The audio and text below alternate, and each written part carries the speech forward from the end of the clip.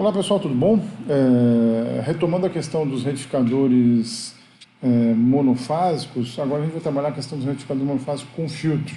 O primeiro deles que nós vamos ver é o retificador monofásico de meia onda. Tá? Nós já tínhamos feito essa simulação sem o filtro. Agora nós vamos tentar entender o que acontece quando eu coloco um filtro capacitivo. Nosso livro, lá o livro do Malvino, diz que nós podemos melhorar a forma de onda de saída com a presença de um capacitor. Então venho aqui, escolho o C como sendo um capacitor, coloco o capacitor em paralelo com a carga, e eu posso imaginar que a simples presença de um capacitor aqui já vai fazer com que muita coisa melhore lá na saída, né, no meu capacitor aqui de saída. Mas nós vamos observar que com um capacitor de 1 nano, nós praticamente não teremos nenhuma alteração no comportamento da forma de onda de saída.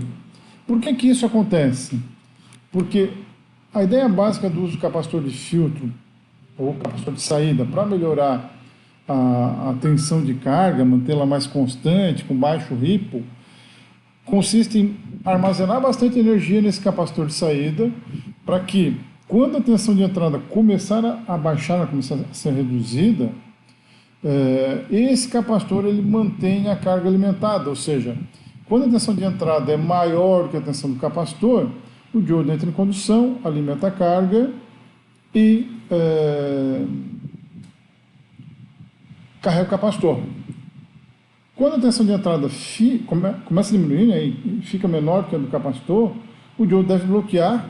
Eu passo a ter energia circulando somente nesse ramo, e toda a energia do capacitor ela é usada então para carregar aqui esse capacitor. Vamos observar então o comportamento da tensão na carga com a variação do capacitor. Vou passar para o micro, já deve ter uma pequena mudança ali, né?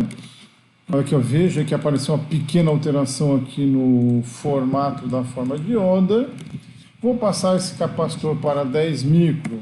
Agora eu já devo ter um comportamento bem mais interessante. Vejo que eu passei a ter o que a gente chama de um comportamento contínuo, porque não cessou em momento nenhum a tensão na carga. Eu sempre tenho tensão na carga, significa que a corrente na carga ela também é contínua.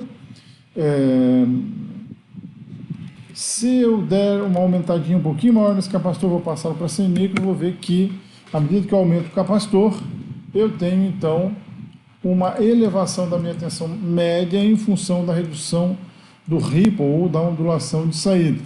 Tá? Então esse é o comportamento desejado com o uso do filtro capacitivo.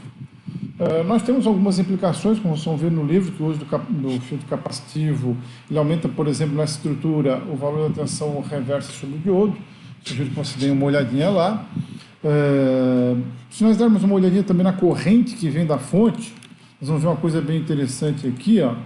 Vou multiplicar essa corrente por 40, acho que é suficiente.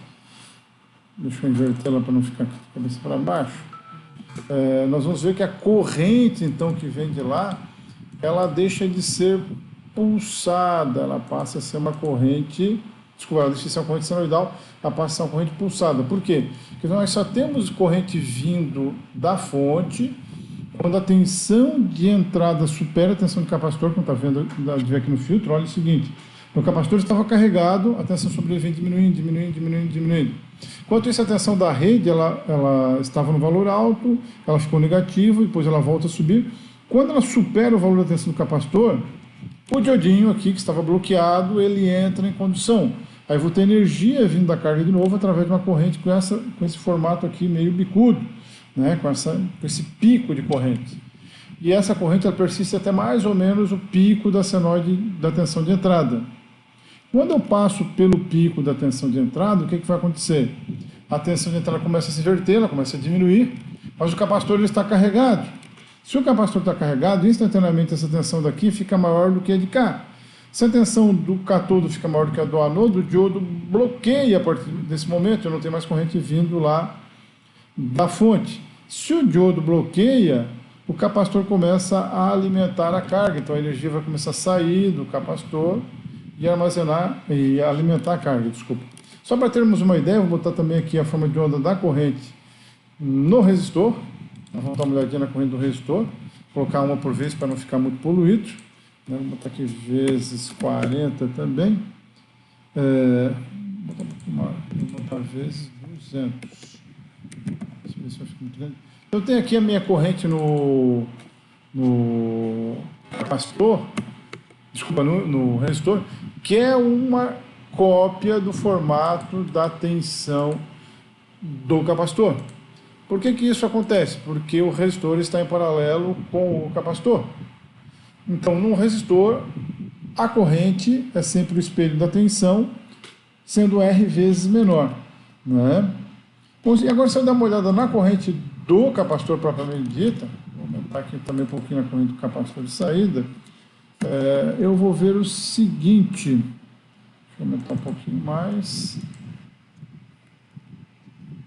não ficar do mesmo valor da outra, vou botar 50, e vou colocar uma outra cor aqui, propriedades, mais grossinho, ok, vou aumentar mais um pouquinho, às vezes 100 para ficar diferente do outro, botar outra escala, digamos assim.